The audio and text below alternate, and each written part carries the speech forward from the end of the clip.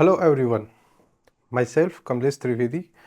और आज हम जो है क्लास 12 की इंग्लिश लिटरेचर की जो बुक है क्लाइडोस्कोप, उसके नॉन फिक्शन का जो पार्ट है उसमें चैप्टर नंबर 3 जो है हम पढ़ने जा रहे हैं। और चैप्टर नंबर 3 का पार्ट 3 हम पढ़ने जा रहे हैं। अगर किसी ने पार्ट 1, 2 अगर अभी तक नहीं पढ़ा है तो फटाफट से उसको एक बार रिवाइंड करिए और रिवाइंड करके और आ जाइए। आज हम पार्ट 3 पढ़ने जा रहे हैं। So let's start from the part 3। The tight rope of film making. यहाँ पे जो वर्ड आया है टाइट रॉप, यानी एक रस्सी है जिसको कि ऊंचाई के ऊपर बांधा जाता है। तो यहाँ पे हम कह सकते हैं कि एक फिल्म बनाने के लिए किस डोरी जो रस्सी की आवश्यकता पड़ती है जिससे कि एक फिल्म बन करके तैयार हो जाए, उसके बारे में हम देखेंगे।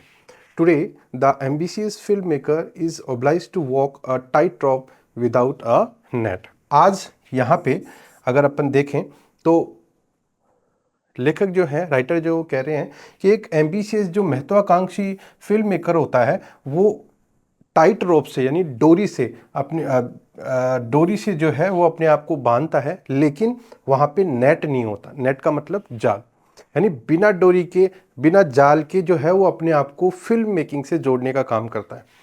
ही मे बी अ कंजूरर, वह कंजूरर हो सकता है। कंजूरर का मतलब होता है यहाँ पे मैजिशियन, यानी वह जादूगर हो सकता है। जो फिल्म मेकर होता है वो जादूगर हो सकता है। But no one conjures the producer, the bank director और the theatre owners when the public refuses to go to see a film. लेकिन कोई भी जो है, चाहे कैसा भी व्यक्ति हो, कोई भी जादू नहीं चला सकता किसके ऊपर या किसके द्वारा? प्रोड्यूसर के द्वारा, बैंक डायरेक्टर के द्वारा और थिएटर ओनर्स के द्वारा। कहने का तात्पर्य ये है, अगर मीनिंग देखें तो अपन ये कह सकते हैं कि कोई भी व्यक्ति जो है अपना जादू नहीं चला सकता। कौन कौन? जैसे प्रोड्यूसर जो फिल्म के अंदर पैसा लगाता है, जो डायरेक्टर होता है और जो बैंक का डायरेक्टर होता है, वो थिएटर का जो ओनर होता है, जो मालिक होता है, ये अपना जादू नहीं चला सकते। कब नहीं चला सकते?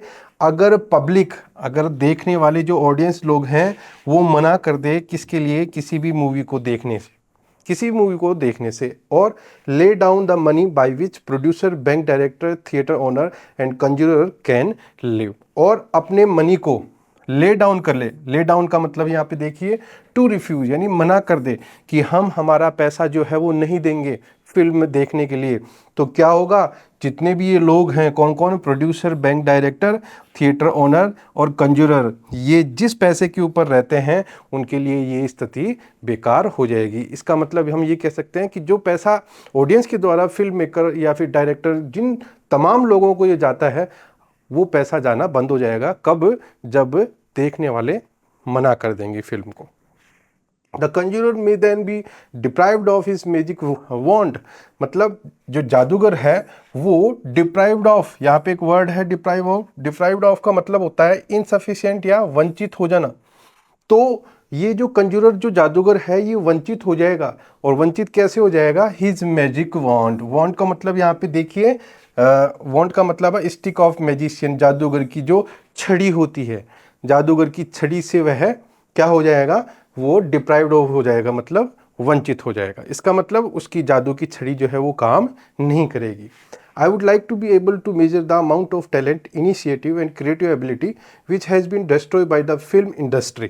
और यहाँ पे आई जो है वो राइटर के लिए आया है। राइटर कह रहा है कि मैं इस चीज़ के लिए सक्षम हूँ कि मैं मेजर करना चाहता हूँ, मैं मापना चाहता हूँ। क्या मापना चाहता हूँ? एक तो टैलेंट को, मापना चाहता हूँ, एक इनिशिएटिव को जो कि शुरुआत होती है उसको देखना चाहता हूँ, और एक क्रिएटिव एबिलिटी को, मतलब रचनात्मक क्षमता को मैं देखना चाहता हूँ, मापना चाहता हूँ, जो कि डिस्ट्रॉय कर दी गई है। किसके द्वारा? फिल्म इंडस्ट्री के द्वारा।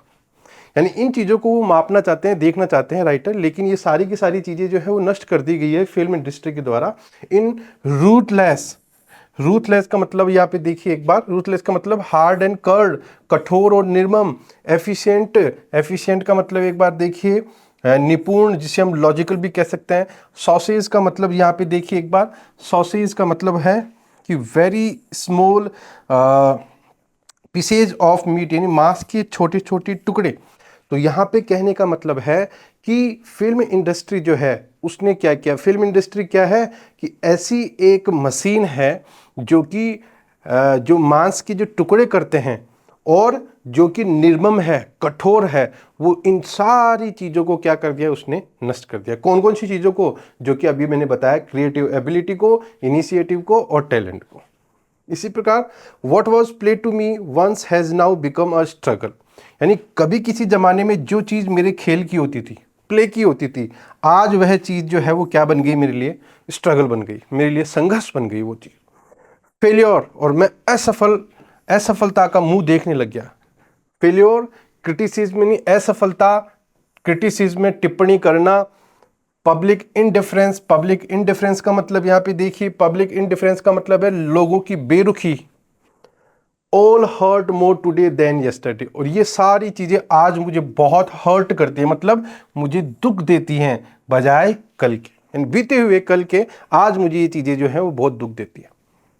The brutality of the industry is undisguised. Brutality का मतलब क्या है यहाँ पे एक बात देखिए, वेरी क्रूअल, क्रूरता, यानी ये इंडस्ट्री की जो क्रूरता है ये अनडिस्गाइज्ड है। अनडिस्गाइज्ड का मतलब देखिए यहाँ पे क्लियरली शॉन, स्पष्ट है, यानी आज जो फिल्म इंडस्ट्री जितनी क्रूरता कर रही है, ये सारी की सारी चीज़ें जो है वो बिल्कुल डिस्गाइज है, हम देख सकते हैं उनको कि हमारे साथ में ये हो क्या रहा है।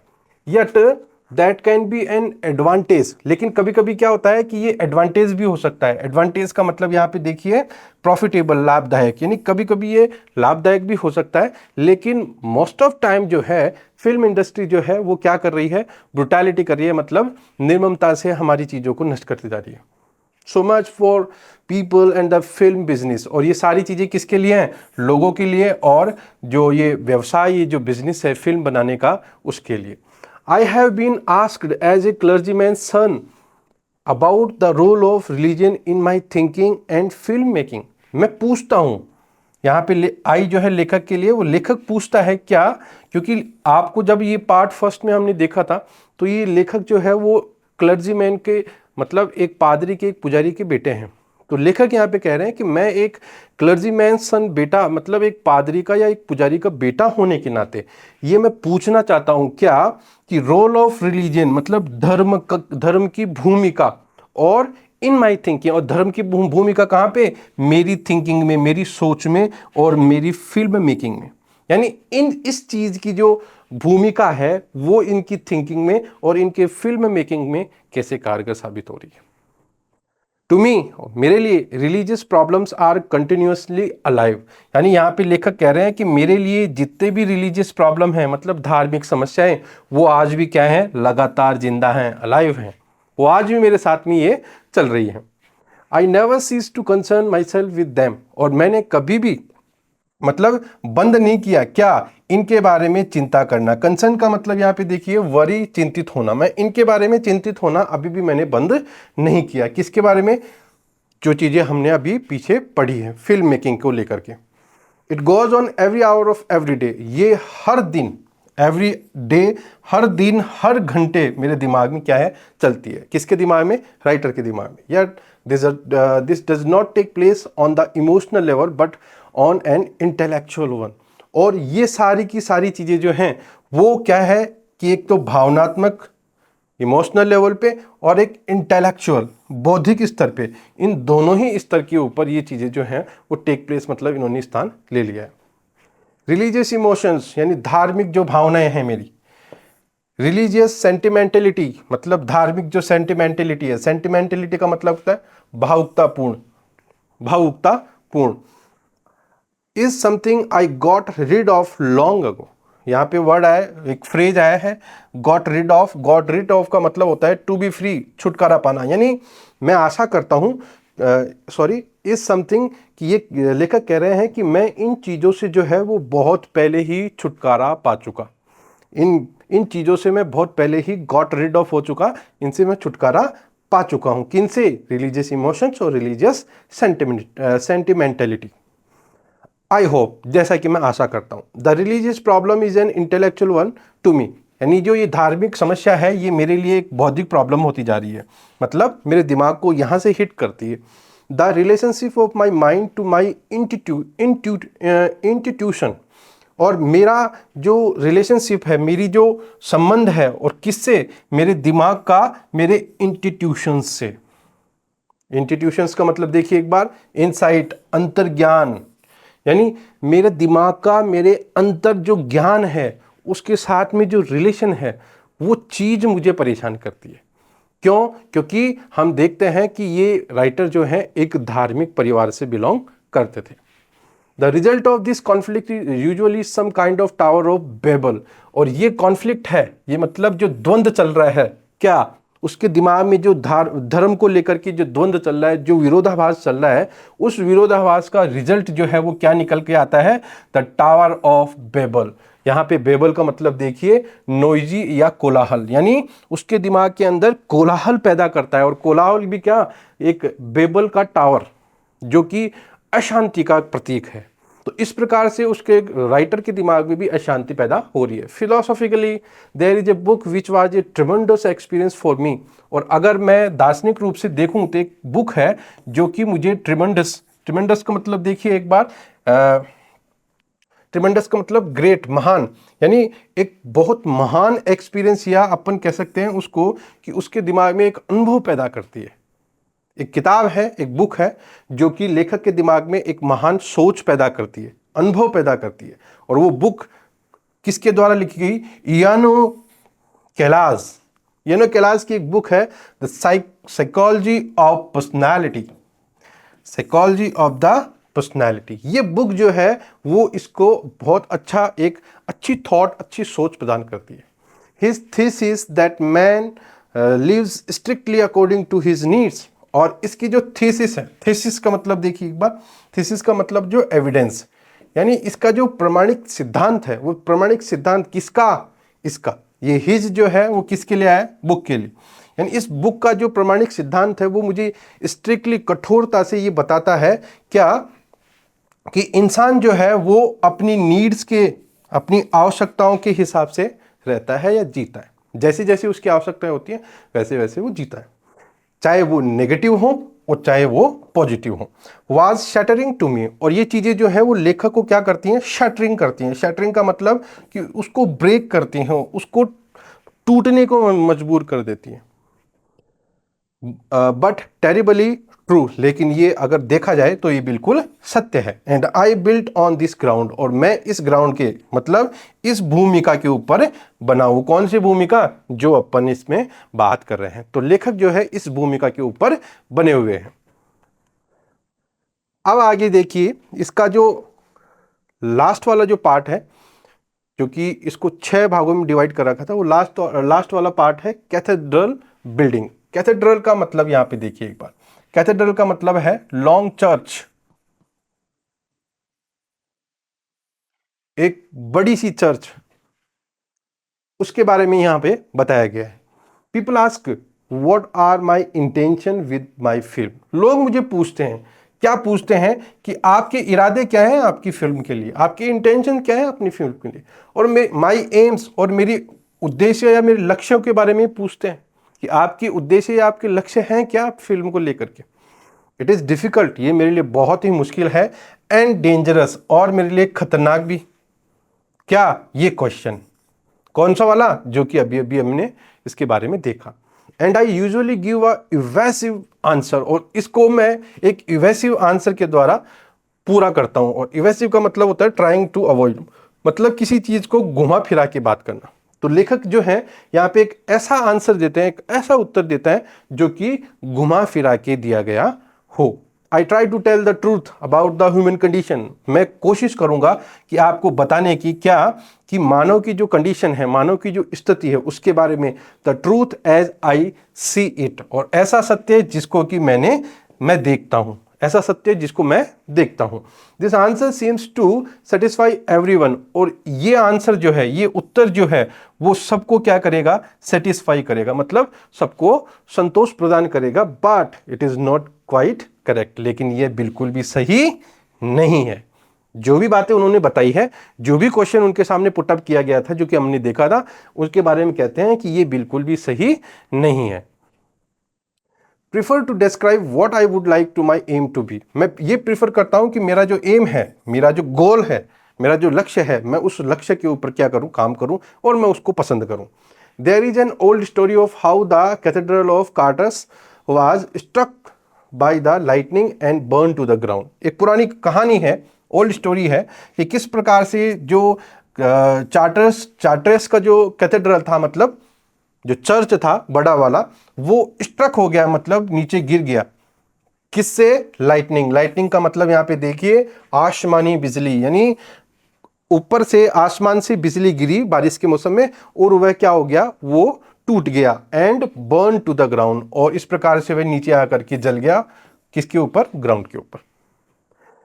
Then thousands of people came from all points of the compasses. तो जब ये बात सबको पता चली क्या चली कि जो चार्टरेस का जो कैथेड्रल है वो गिर गया है, तो वहां पे हजारों की तादाद में लोग जो है वो पहुंच गए और कंपास लेके पहुंचे। कंपास का मतलब यहां पे देखिए, कंपास का मतलब है an instrument to find direction, यानी दिशा सूचक यंत्र, यानी दिशा का ज्ञान कराने वाला जो इंस्ट्रूमेंट था उसको लेकर के, और हजारों की तादाद में लोग वहां पहुंचे। Like a giant procession of ants. Giant procession का मतलब एक बात देखिए, जाइंट प्रोसेशन का मतलब होता है जुलूस। जैसे कि जो चींटियां हैं, जो आंट्स हैं, वो जैसे जुलूस निकालते हैं, उस प्रकार से वो लोग जो है वहां पे पहुंचे। And together they began to rebuilding the cathedral on its old site. और वो सारे के सारे लोग जो है ना एक साथ मिल करके और इस कैथेड्रल को रीबिल्ड करना शुरू कर दिया, मतलब बनाना शुरू कर दिया। और कहां बनाना उन्होंने शुरू किया? इट्स ओल्ड साइट, इसकी जो पुरानी जगह थी जहां पे ये पहले बना हुआ था, वहीं पे इसको बनाना शुरू कर दिया। यहां पे एक वर्ड आया इट्स जो है इस कैथेड्रल के लिए आया है। जो कैथेड्रल अभी यहां पे ये जो टूटा था, इस कैथेड्रल के लिए इट्स का प्रयोग किया गया है। They worked until the building was completed. वो लोग काम करते गए। दे कौन? जो लोग वहां, जो भीड़ आई थी, जो वो लोग आए थे, थाउजेंड्स ऑफ पीपल, वो लोग जो हैं वो उस बिल्डिंग को बनाने के लिए वहां काम करने लग गए। और तब तक उन्होंने काम किया जब तक कि वह बिल्डिंग पूरी कंप्लीट नहीं हुई, पूरी बनकर के तैयार नहीं हुई। और उसमें कौन कौन थे? उसके अंदर थे मास्टर बिल्डर थे, जो मुख्य बनाने वाले थे, आर्टिस्ट थे, कलाकार लोग जो कि वहां पे काम कर रहे थे, लेबरर्स थे, मजदूर लोग थे, क्लॉन्स थे। क्लॉन्स का मतलब यहां पे देखिए एक बार, जोकर लोग। नोबलमैन थे। नोबल मैन का मतलब यहां पे देखिए जेंटलमैन या योग्य व्यक्ति या भद्र पुरुष वहां पे थे। प्रीस्ट थे, पुजारी वहां पे थे। और इसी के साथ में बर्गरेस वहां पे थे, मतलब पीपल, नागरिक लोग भी, जो सिटीजन जो थे वो लोग भी वहां पे। तो इतने लोग जो हैं वो मिल करके कैथेड्रल ऑफ चार्टरेस बना रहे थे। But they all remain anonymous and no one knows to this day who build the cathedral of Chartres. लेकिन ये सारे के सारे लोग जो थे वो गुमनाम थे, इनको कोई नाम नहीं दिया गया और आज तक पता नहीं चला कि ये जो कैथेड्रल है, ये चार्टरेस का, ये किसने बनाया था। Regardless of my own beliefs and my own doubts which are unimportant in this connection। लेकिन अगर मैं बात करूं मेरी खुद की विश्वास की, अगर मेरे खुद के डाउट्स की, तो ये सारे के सारे अनइम्पॉर्टेंट है, मतलब इनका कोई महत्व नहीं है, ये महत्वहीन है। किसके कनेक्शन में? इन सब के कनेक्शन में। मतलब जो लोगों का नाम वहां पे नहीं दिया गया उसके कनेक्शन में अगर देखूं तो ये मेरे जो विश्वास हैं और मेरे जो डाउट्स हैं, मेरी शंकाएं जो हैं, वो सारी की सारी क्या है, मेरे लिए महत्वहीन है, इनइम्पॉर्टेंट है। It is my opinion that art lost its basic creative drive the moment it was separated from worship. ये मेरा मानना है, ये लेखक का एक ओपिनियन है। क्या ओपिनियन है? कि कला जो है ना, इसने अपना जो आधारभूत जो क्रिएटिव ड्राइव था, जो रचनात्मक पहलू था, वो पहलू खो दिया, सेपरेट हो गया, अलग हो गया। कब? जब से ये सेपरेट हो गया। किससे? वर्शिप से, पूजा से, पूजा से, वर्शिप से ये जो है वो अलग हो गया। It served an umbilical cord. और ये सर्व्ड का मतलब एक बार देखिए यहां पे, सर्व्ड का मतलब है टू डैमेज, नुकसान पहुंचा रहा है। कैसे? जैसे कि अम्बिलिकल कोड होता है, मतलब the tube that connects a body to its mother before birth, जिसको अपन नाल या नाभि नाड़ी बोलते हैं।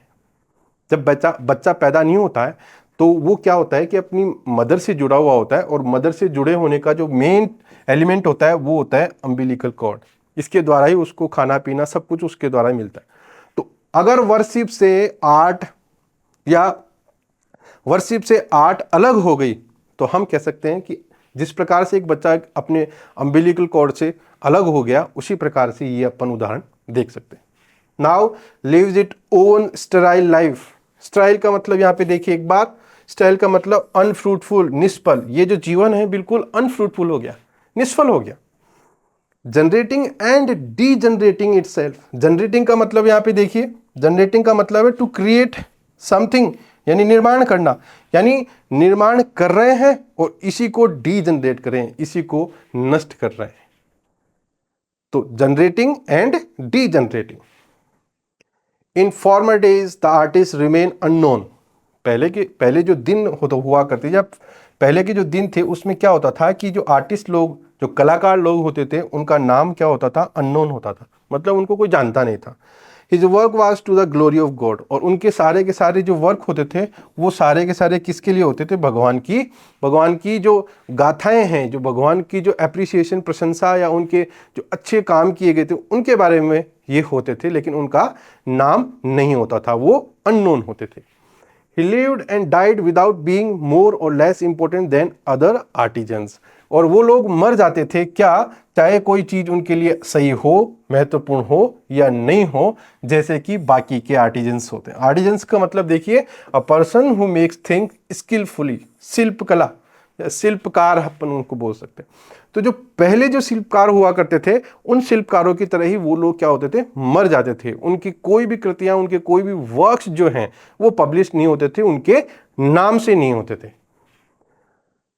इटर्नल वैल्यूज, आंतरिक जो आदमी का मूल्य होता है, इमॉर्टलिटी, अमरता, एंड मास्टरपीस, जितने भी word terms not applicable in his case. यानी अगर मैं बात करूं इटर्नल वैल्यूज की, अगर मैं बात करूं इमॉर्टलिटी, अमरता की, और अगर मैं बात करूं मास्टरपीस की, तो ये सारे के सारे जो टर्म्स हैं, ये सारे के सारे जो शब्द हैं, ये एप्लीकेबल, लागू नहीं होते हैं। किसमें, हिज केस में, उस वाले केस में। हिज किसके लिए, राइटर के केस में ये नहीं होते। The ability to create was a gift. यानी कोई भी चीज अगर आप क्रिएट करते हैं, रचना करते हैं, तो ये आपके लिए क्या होती है, ये गिफ्ट होती है, ये आपके लिए उपहार होती है। In such a world flourished invulnerable assurance and natural humanity. दो वर्ड दे रखे हैं यहाँ पे, पहले इसके बारे में देखते हैं। इसका मतलब है which can not be destroy, जो नष्ट ना किया जा सके। यानी कि इस संसार के अंदर कुछ चीजें ऐसी होती हैं जिनको हम नष्ट नहीं कर सकते, और वे क्या होती हैं, नेचुरल ह्यूमिलिटी होती है। ह्यूमिलिटी का मतलब होता है हम्बलनेस, विनम्रता, और वो क्या होती है, विनम्रता के साथ में होती है। तो हम यहाँ पे कह सकते हैं, अगर हिडन मीनिंग की बात करें तो अपन ये देख सकते हैं कि राइटर जो है वो ये कहना चाहता है कि जो गॉड गिफ्टेड चीज होती हैं, जो गॉड गिफ्टेड चीजें होती हैं, वो कभी भी नष्ट नहीं हो सकती। चाहे ये इस संसार के लोग, इस दुनिया के लोग आपको नाम दें, या फिर आप अननोन होकर के और मर जाएं, इससे कोई फर्क नहीं पड़ता है। Today the individual has become the highest form and the greatest band of artistic creation. अगर आज की हम बात करें तो आज एक व्यक्ति खुद एक व्यक्ति जो है वो हाईएस्ट फॉर्म पे, मतलब उच्च स्तर पे है, और उसके ऊपर ग्रेटेस्ट बैंड का मतलब देखिए एक बार, कॉज ऑफ ट्रबल, दुख का कारण, और वो खुद एक दुख का कारण बनता जा रहा है। क्यों, उसके आर्टिस्टिक क्रिएशन से, उसकी जो कलात्मक रचना है उनकी वजह से।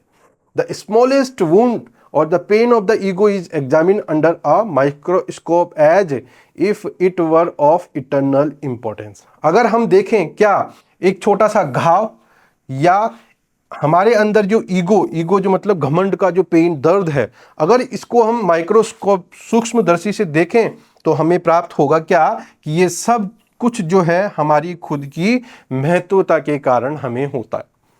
और किसी कारण अगर आपको दुख हो रहा है तो आपका ईगो जो है आपको दुख देता है।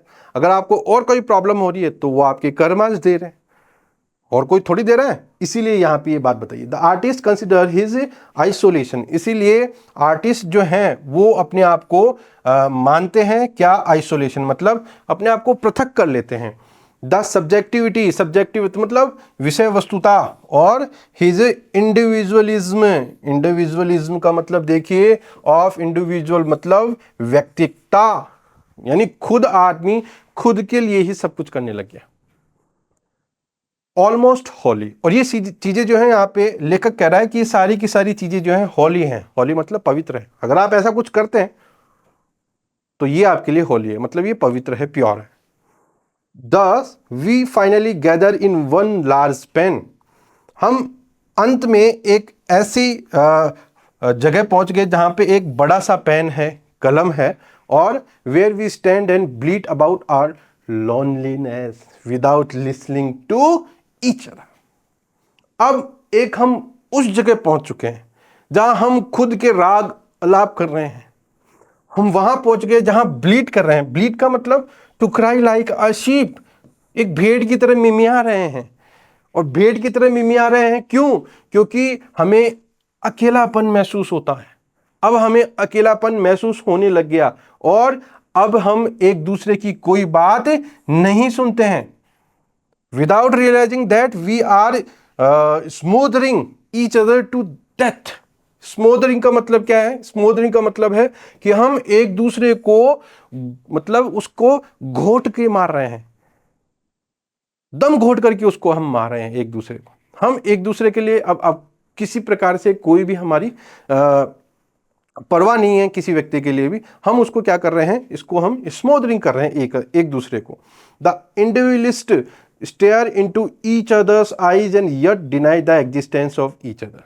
और जितने भी लोग अपने आप पे ध्यान देते हैं, जो लोग केवल और केवल खुद के बारे में पर्सनली सोचते हैं, वो लोग क्या कर रहे हैं कि वो एक दूसरे की आंखों के अंदर देखते हैं और देख करके और डिनाई करते हैं। क्या डिनाई करते हैं? डिनाई का मतलब मना करना, कि उनका जो एग्जिस्टेंस है, किनका? दूसरे लोगों का जो अस्तित्व है, उसको वो लोग क्या कर देते हैं? डिनाई कर देते हैं, मना कर देते हैं। आगे देखिए, वी वॉक इन सर्कल्स। हम क्या है? सर्कल्स में घूमते रहते हैं। So limited by our anxieties that we can no longer distinguish between true and false। और ये हमारी एंग्जाइटीज, चिंताएं बन गई हैं कि हम जो हैं अब डिस्टिंग्विश नहीं कर पा रहे हैं, मतलब फर्क नहीं कर पा रहे हैं किसके अंदर? ट्रू और फॉल्स में। यानी क्या सत्य है और क्या असत्य है, क्या झूठा है, इस चीज के अंदर हम डिस्टिंग्विश, अंतर भेद नहीं कर पा रहे हैं।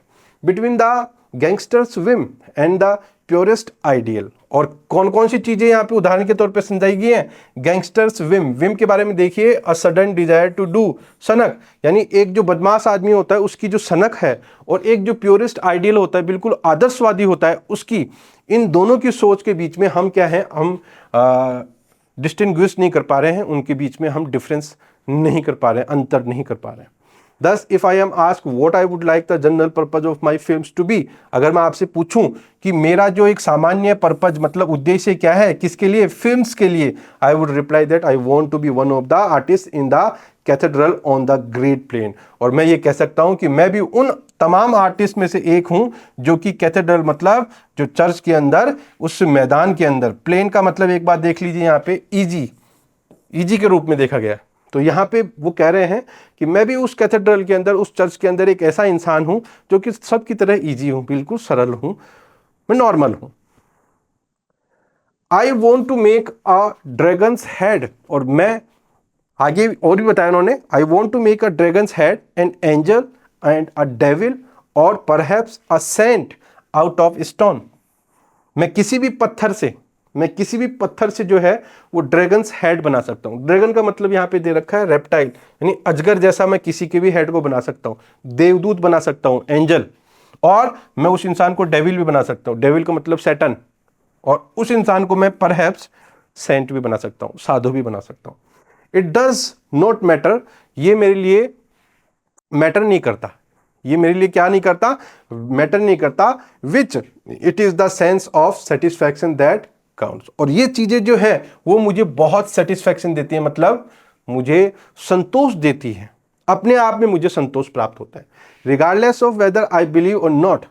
ये मुझे इससे कोई फर्क नहीं पड़ता है कि मैं जो है इसके ऊपर विश्वास करूं या नहीं करूं। Whether I am a Christian or not, चाहे मैं एक क्रिश्चियन हूं या नहीं हूं, I would play my part in the collective building of the cathedral. लेकिन मैं अपना जो पार्ट है, मैं मेरी भूमिका जो है उस कैथेड्रल के अंदर, उस चर्च के अंदर जरूर अदा करूंगा। मतलब ये धार्मिक है, ये धर्म में विश्वास करते हैं।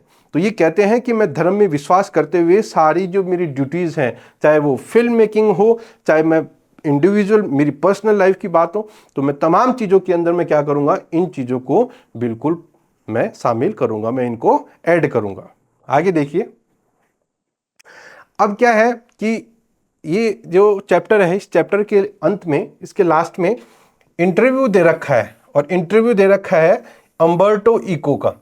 अम्बर्टो इको जो कि बहुत बड़े साहित्यकार थे, जिन्होंने बहुत सारी लिटरेरी वर्क्स जो हैं वो लिखी थी, तो उनके इंटरव्यू के बारे में यहाँ पे चर्चा करेंगे, वो देखिए एक बार। Let's start with over 30 honorary doctorates and a string of literary and academic awards, Umberto Eco has the reputation of being one of the world's foremost intellectuals। यानी 30 तो उनके पास में डॉक्टरेट्स की उपाधियां थी, और string of literary and academic awards. String का मतलब है कि एक डोरी, मतलब एक लंबी सी लाइन जो है उनके लगी हुई थी, किसकी, उन्होंने बहुत सारे साहित्यिक और एकेडमिक अवार्ड्स प्राप्त किए थे, पुरस्कार उनको मिले हुए। अम्बर्टो इको जो है, उनकी ऐसी रेपुटेशन है कि वो इस संसार में फॉरमोस्ट इंटेलेक्चुअल्स कहलाते हैं। फॉरमोस्ट का मतलब बहुत ही महत्वपूर्ण बुद्धिमान व्यक्ति के तौर पे उनको जाना जाता है। अब professor at the university of Bologna, professor रहे हुए हैं कहाँ पे, यूनिवर्सिटी ऑफ बोलोंगना में, इन इटली में। Umberto Eco is known for his ideas on semiotics. Umberto Eco को जाना जाता है अपने आइडियाज़ के लिए, और आइडियाज़ भी किसके ऊपर, सीमियोटिक्स के लिए। सीमियोटिक्स का मतलब लक्षण शास्त्र, जो संकेत, जो अपने जो सिंबल्स होते हैं, वो जिस सब्जेक्ट में पढ़ा जाए वो सीमियोटिक्स होता है। लिटरेरी इंटरप्रिटेशन, लिटरेरी मतलब साहित्यिक, और इंटरप्रिटेशंस का मतलब यहाँ पे देखिए, इंटरप्रिटेशन का मतलब है टू एक्सप्लेन, व्याख्या करना। वो साहित्यिक शब्दों का व्याख्या करने में भी उनका नाम है। एंड मिडाइवल एस्थेटिक्स, और मध्यकालीन जो इतिहास था, उसके अंदर वो सौंदर्य शास्त्र के लिए भी जाने जाते हैं, सौंदर्य शास्त्र के लिए भी वो जाने जाते हैं। आगे देखिए, ही इज डिस्टिंग्विश्ड नॉवेलिस्ट, वो एक अलग से, डिस्टिंग्विश्ड का मतलब एक बात देखिए, फेमस, प्रसिद्ध, यानी वो बहुत प्रसिद्ध नॉवेलिस्ट, उपन्यासकार थे, एंड राइटर, और लेखक भी थे। His novel the name of the rose, उनका एक उपन्यास था जिसका नाम है the name of the rose. Important है, याद रखना इसको। The name of the rose जो है वो अम्बर्टो इको का एक बहुत फेमस नॉवेल था, पब्लिश्ड इन 1980, जो कि प्रकाशित हुआ कब, 1980 में। सोल्ड ओवर 10 मिलियन कॉपीज, और उसकी लगभग 10 मिलियन कॉपी जो है वो सोल्ड हुई थी, मतलब बेची गई थी पूरे विश्व में। Here is an excerpt from an interview with Eco where he expresses his views on the filming of books। यहाँ पे कुछ अंश हैं, एक्सेप्ट का मतलब यहाँ पे है पार्ट या अंश, कुछ अंश आपको यहाँ पे इंटरव्यू के दिखाए जा रहे हैं, जो कि एक्सप्रेस करते हैं, बताते हैं क्या, कि फिल्मिंग जो बुक्स होती हैं उसके ऊपर अम्बर्टो इको जो है वो क्या व्यूज देते हैं, उनकी क्या वो समीक्षा करते हैं, कि ऐसी फिल्म जो बुक्स के ऊपर बनाई गई है उनके बारे में वो कुछ इंटरव्यू के अंश यहाँ पे हमें बता रहे हैं। पहला क्वेश्चन उनसे, उनका इंटरव्यू है, तो जो रिपोर्टर है वो उनसे क्वेश्चन कर रहा है। क्वेश्चन में क्या कह रहा है, the name of the rose is a very serious novel, कि जो आपका जो नॉवेल है द नेम ऑफ रोज, ये बहुत ही सीरियस, गंभीर उपन्यास है। It's a detective yarn at one level, but it also delves into metaphysics, theology, medieval history।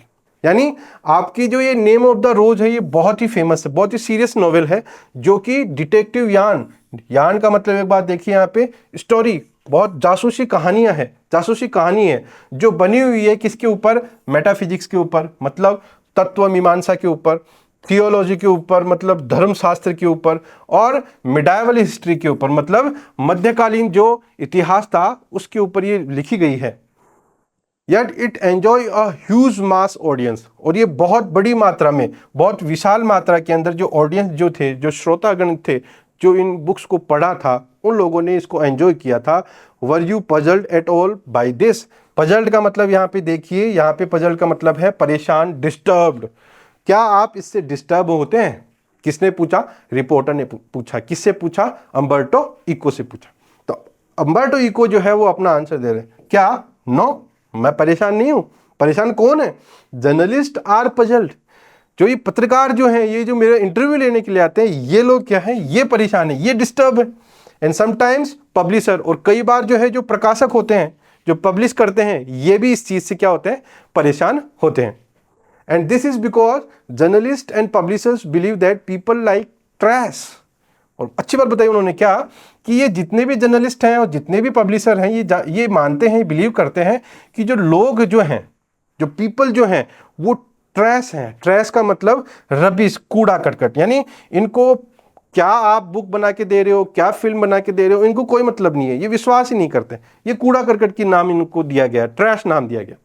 And don't like difficult reading experience. और ये लोग जो हैं वो कठिन जो पढ़ाई है उसको उसके अनुभव से ये वाकिफ नहीं है, ये पढ़ना ही नहीं चाहते ऐसी चीज़ों को।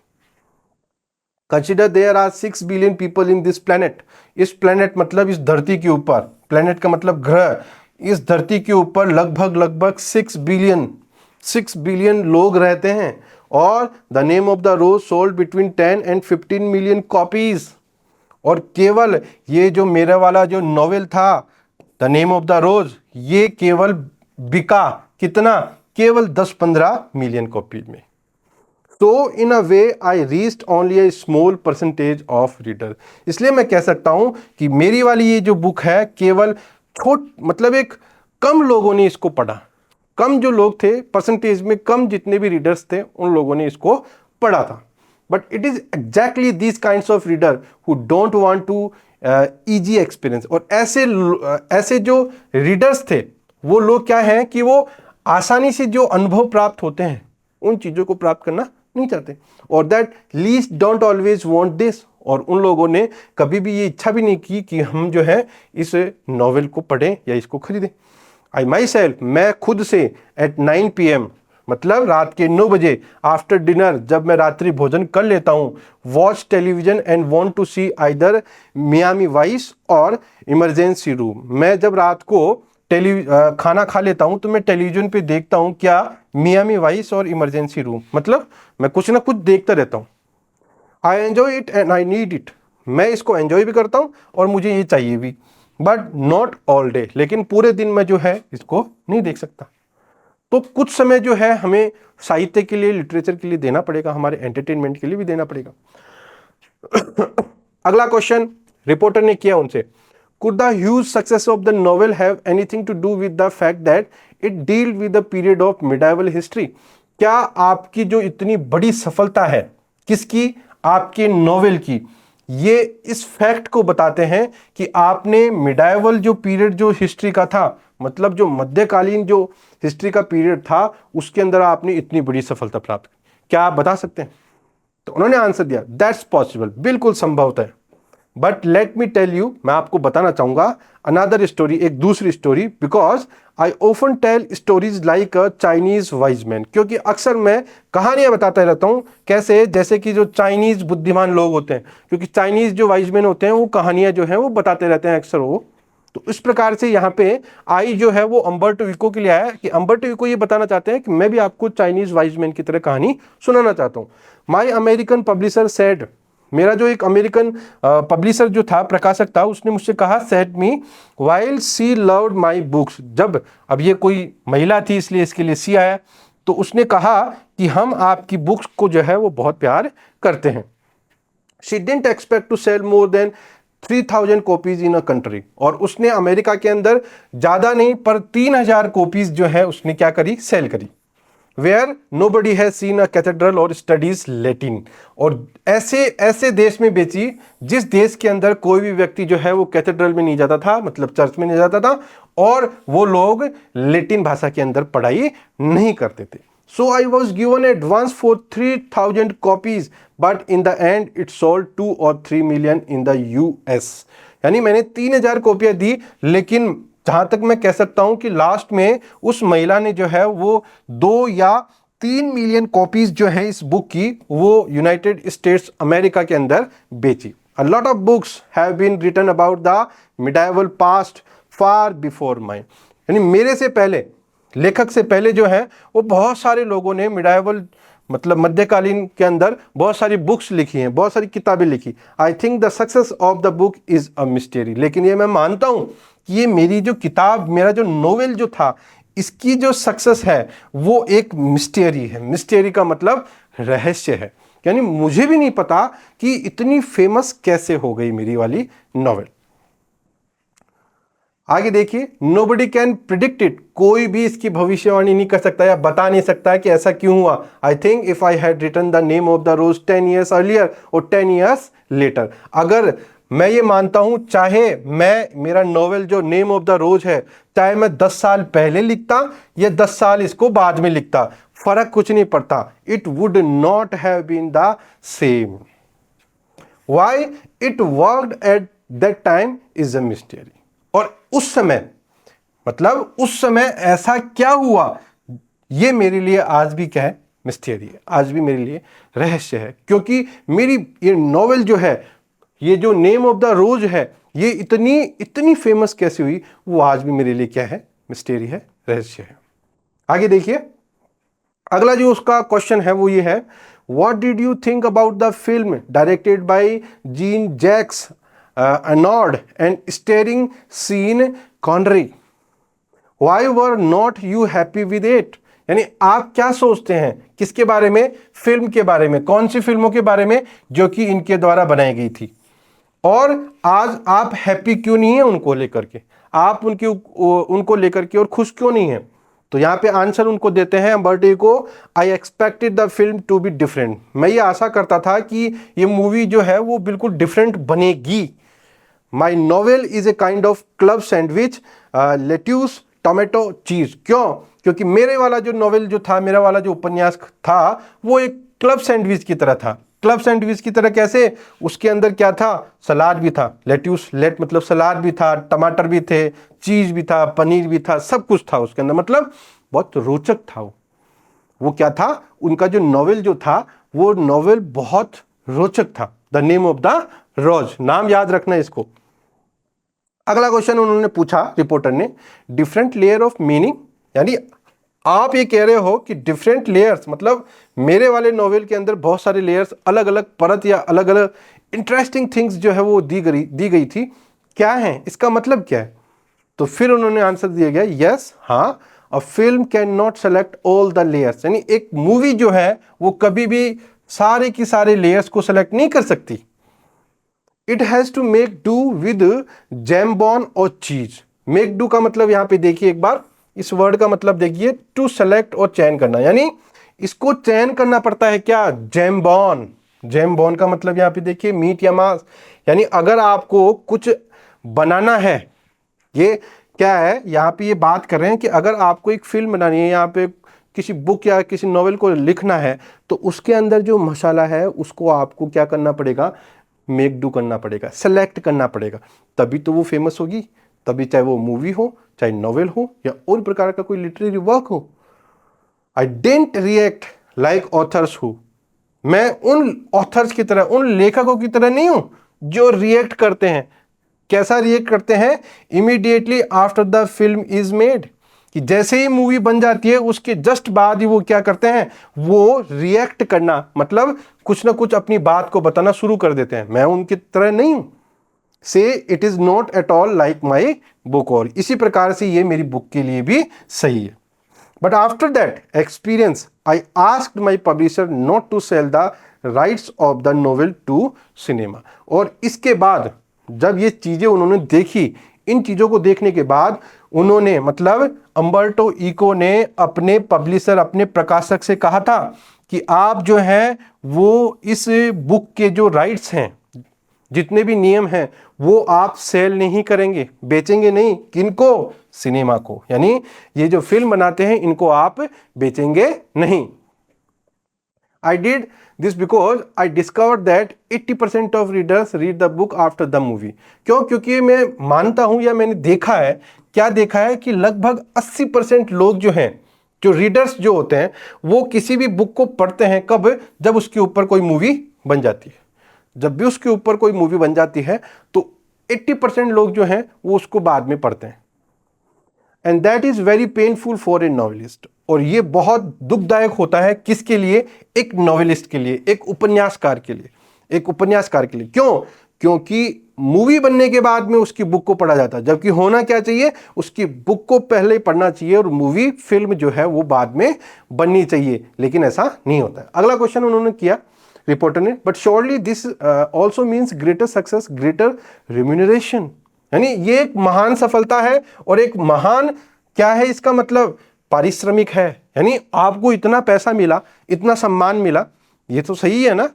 लेकिन उन्होंने जवाब दिया यस बिल्कुल, but it is an embarrassing to know, लेकिन ये मेरे लिए शर्मिंदगीपूर्ण बात है। एम्ब्रेसिंग करते हैं मुझे क्या, ये जानकर क्या, somebody else has already told the reader that the novel should be read in a particular way। यानी कोई व्यक्ति जो है ना वो इसको पहले से ही भेज देता है, जबकि कोई नोवेल जो है वो एक सही ढंग से एक पर्टिकुलर वे के अंदर पढ़ी जाए, एक पर्टिकुलर वे में अगर कोई नोवेल पढ़ी जाए। लेकिन ये मेरे लिए शर्मिंदगीपूर्ण बात है कि इसको पहले ही लोग क्या कर देते हैं, भेज देते हैं। That he should imagine the face of character in a particular way, और वो इमेजिन कर सके, और इमेजिन करना भी चाहिए। क्या इमेजिन करना चाहिए कि फेस ऑफ कैरेक्टर, यानी एक पात्र, एक जो चरित्र होता है किसी भी बुक के अंदर या किसी भी फिल्म के अंदर, उस चरित्र को एक पर्टिकुलर वे में, मतलब एक सही ढंग से जो है उसको पढ़ा जाना चाहिए, उसको पढ़ करके और फिर उसके बारे में सोचना चाहिए। लेकिन ऐसा नहीं होता। The only enviable position is that of Homer, who had the film made more than 2000 years after the book। यानी और ये enviable का मतलब है ईर्ष्या करने वाले, यानी ईर्ष्या करने वाली एक स्थिति है क्या, कि होमर ने अपनी फिल्म बनाई थी लगभग 2000 वर्ष पहले, किसके ऊपर, आफ्टर द बुक। यानी उसकी किताब आने के बाद में होमर ने 2000 साल बाद में फिल्म बनाई, जो कि कितनी हास्यास्पद बात है। और इस बात को कहते हुए अम्बर्टो इको जो है वो क्या करने लग जाते हैं, लाफ, यानी हंसने लग। मतलब कोई बुक 2000 साल पहले आई और उसके ऊपर बाद में मूवी बनाएगी, ये कितनी रिडिकुलस है, कितनी हास्यास्पद बात है, और इसको कह करके वो हंसने लग जाते हैं। अगला क्वेश्चन किया, so this is why Stanley Kubrick never go to make Foucault's pendulum. Question ये था कि स्टैनले जो कुब्रिक था उसने फौकॉल्ट्स पेंडुलम को जो है वो मेक नहीं किया, मतलब ये कोई बुक का नाम है ये फौकॉल्ट्स पेंडुलम, जो कि स्टैनले कुब्रिक के द्वारा लिखी गई थी। कि इन्होंने क्यों नहीं बनाई मूवी, तो इसका जवाब देते हैं, since I had let down a general rule. Let down का मतलब देखिए आप, लेट डाउन का मतलब है यहाँ पे बनाया, मेड, कि मैंने एक सामान्य नियम बनाया हुआ है। किसने, अम्बर्टो इको ने। The publisher said no, publisher क्या कहता है कि नहीं, मतलब मैंने एक सामान्य नियम बना रखा है क्या, कि अगर मेरी बुक का रिसेंटली कोई मूवी नहीं बनती है तो फिर नेक्स्ट टाइम भी ऐसी मूवी नहीं बननी चाहिए। देन स्टैनले कुब्रिक डाइड, और उसके बाद में स्टैनले जो कुब्रिक था वो खत्म हो गया था, मतलब अपनी बुक बनाई उन्होंने फौकॉल्ट्स पेंडुलम और उसके बाद में वो खत्म हो गए थे, but it may have been a great movie. लेकिन उसके बाद में जब ये मूवी बनी थी तो ये मूवी जो थी वो बहुत ही बढ़िया मूवी बनी थी। और फिर से जो है अम्बर्टो को क्या करने लगते हैं, हंसना शुरू कर देते हैं। अगला क्वेश्चन उनको पूछा गया, talking about Foucault's pendulum there is a sense in which you did the Da Vinci code before Dan Brown did. Of course you did it as a myth that takes an strange reality and he did it as it was historical truth. उनको बताया गया कि फौकॉल्ट्स जो pendulum है ये जब बनाई गई थी तो आपने दा विंसी कोड जो है डैन ब्राउन की वो किया था, लेकिन निसंदेह ये एक मिथ है, एक पौराणिक कथा है कि स्ट्रेंज जो रियलिटी है, जो अजनबी या एक अनोखी जो वास्तविकताएं हैं, ही did it at it historical truth. यानी कहने का तात्पर्य है कि उन्होंने पूछा कि आप तो फौकॉल्ट्स पेंडुलम की बात करते हैं, लेकिन आपने दा विंसी कोड के बारे में भी, जो कि डैन ब्राउन की बनाई हुई थी, उसके बारे में भी तो आप बात करिए। क्यों? क्योंकि इसके अंदर क्या दे रखे थे, मिथ्स दे रखे थे, पौराणिक कथाएं इसमें, हिस्टोरिकल ट्रूथ इसमें दे रखे थे, ऐतिहासिक सत्यताएं उसमें बताई गई थी। उसके बारे में क्या है आपका ख्याल? तब वो कहते हैं, I told Dan brown story, मैंने बताई थी, मैंने डैन ब्राउन्स की स्टोरी, कहानी बताई थी। माई कैरेक्टर्स आर हिज, और मैंने उसको कहा था कि मेरे जितने भी कैरेक्टर्स हैं, मतलब मेरे जितने भी पात्र हैं, वो सारे के सारे वो किसके हैं, तुम्हारे हैं। किसके? डैन ब्राउन्स के। और I gave the broad picture of this kind of literature, और मैंने उसको जो है वो बहुत बड़ी एक पिक्चर भी दी थी, चित्र भी दिया था। किसके लिए? काइंड ऑफ लिटरेचर, नहीं, साहित्य के बारे में। इस साहित्य के बारे में मैंने डैन ब्राउन को एक स्टोरी दी थी, मेरे सारे कैरेक्टर उसको दे दिए और एक बहुत बड़ी पिक्चर भी दी थी जो कि किससे संबंधित थी, लिटरेचर साहित्य से संबंधित। इस प्रकार से हम कह सकते हैं कि अम्बर्टो इको जो है, अम्बर्टो इको यहाँ पे अपनी बात को बता रहे हैं, प्रैक्टिकल नॉलेज के बारे में लोगों को बता रहे हैं, और रिपोर्टर को जो है वो अपनी जो एक उनकी जो एक्सपीरियंस से जो थे, जो उनके अनुभव जो थे, वो उन्होंने उनसे शेयरिंग करी है। Thank you guys.